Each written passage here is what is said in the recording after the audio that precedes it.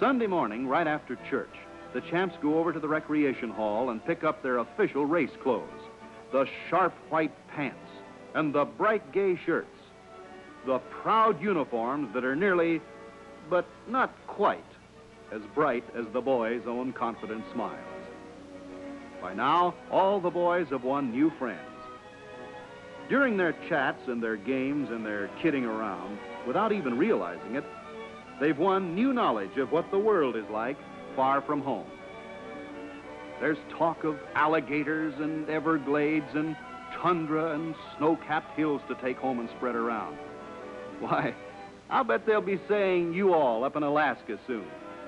And a story about another champ who wouldn't wash off Dinah's lipstick print. That'll bring chuckles from coast to coast. It's almost time to take off now for the payoff trip down the hill. The heats are all set, and the boys load into the buses in the same order they'll race. Good luck, champions. The road's clear ahead. You'll be at the track on time.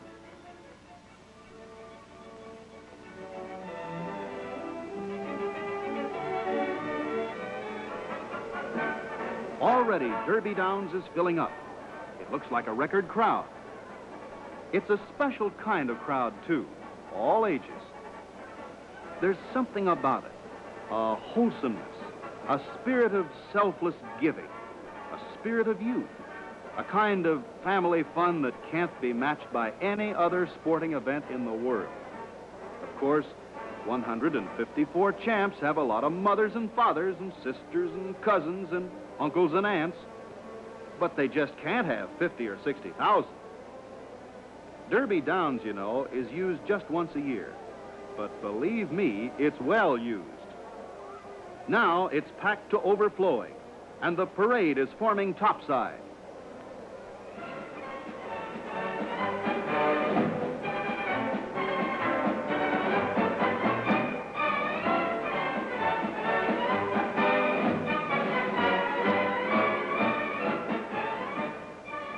Here come the champs, proudly bearing the banners of the far-flung communities they represent. Here are the champs, and as they march by, 50,000 pulses quicken with pride at the grand, strong, friendly look of them.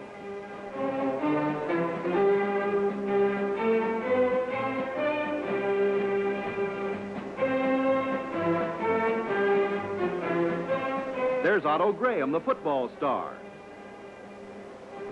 There's Dinah, the champion sweetheart, Derby Downs' proxy mother and pal. And George Montgomery, the movie star. And John Hall. And Bob Swikert, the 500-mile Indianapolis Classic champion. And Derby champions of other years, all here to help make this the greatest amateur sporting event in the world.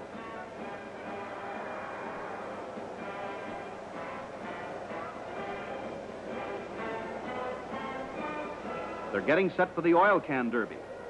Bob Swikert is in lane 1, Montgomery in 2, and John Hall in lane 3. But look how that professional driver, Swikert, is squinched down. He hasn't got an eyelash sticking up to catch the breeze.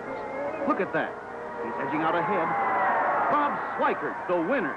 Winning is a habit with Bob.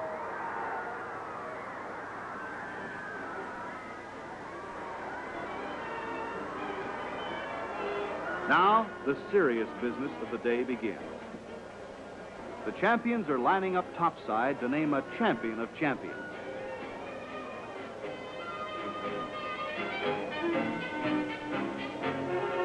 Every heat is close. Small fractions of a second determine winners. A little swerve, a head sticking up too far can mean a lost heat. This is keen, sharp, tight competition. The chips are down. And so, the champs are at their best, their glorious best. Boys who could hardly stay in the lane on test run day never waver an inch from that yellow line on this day. 975 and 4/10 feet. They roll in 27.5 seconds on the average. The fastest heat is just about half a second faster, and the slowest heat, half a second slower. That's how evenly matched the champions are. Just about every minute, one more boy wins. But what about the losers? Here they are, the so-called losers.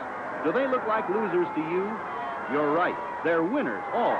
They're champions, all, or they couldn't cheer like this. This race is news, and heat by heat, the news goes out on the air, and the typewriters copy the stories that are written by wheels down on the track. Stories of sportsmanship and how the losers cheer. Then, almost before you realize, hundreds of heats have been won. The crowd is tense as the final heats are run. Then it's just 3 champs at the top of the track and 1 more race to be run. The final heat of the All-American, Richard Rohrer of Rochester, New York in lane 1, Dave Thayer of Detroit, lane 2, and Albert Cobble of Long Beach, California in lane 3. It looks like the Rochester boys pulling ahead at the half. It's close. That lanky lad, Richard Rohrer, is pulling out ahead. He wins! The champion of champions is Richard Rohrer of Rochester, New York. One truck is for the champ, and the other for the scores of photographers who want to take his picture. Mr. T.H. Keating, general manager of Chevrolet, presents the award. And Dick, a 6-foot-tall, 14-year-old and still growing, Richard Rohrer of Rochester poses with his family.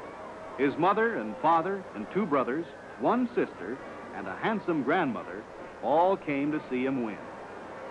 Rochester's been sending champs for 18 years, and this is their first big win. So long, champ. We'll see you soon at the Banquet of Champions.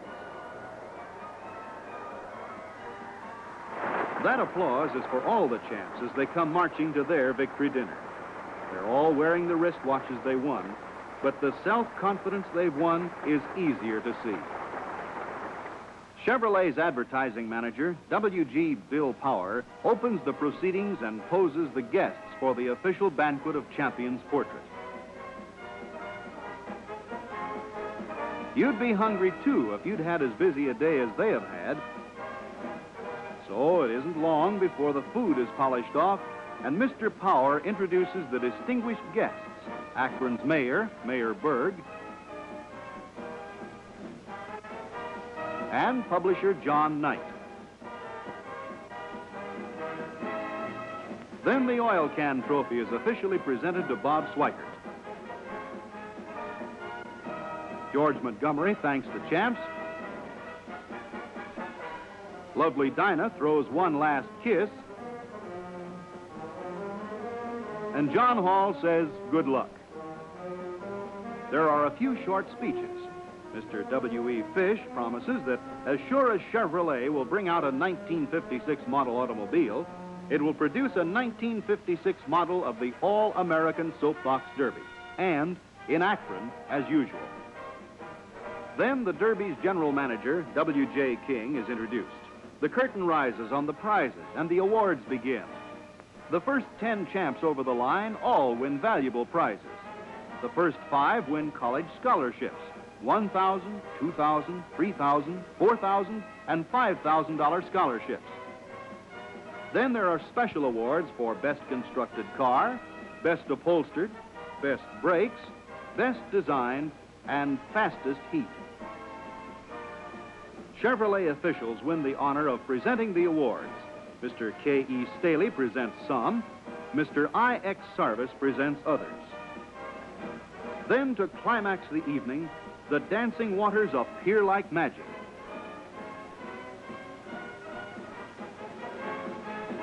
And through this mystical curtain of dancing light walks the proudest boy in America, Richard Rohrer, the champion of champions. And Mr. Fish presents a full 4-year, $5,000 college scholarship to the All-American champion.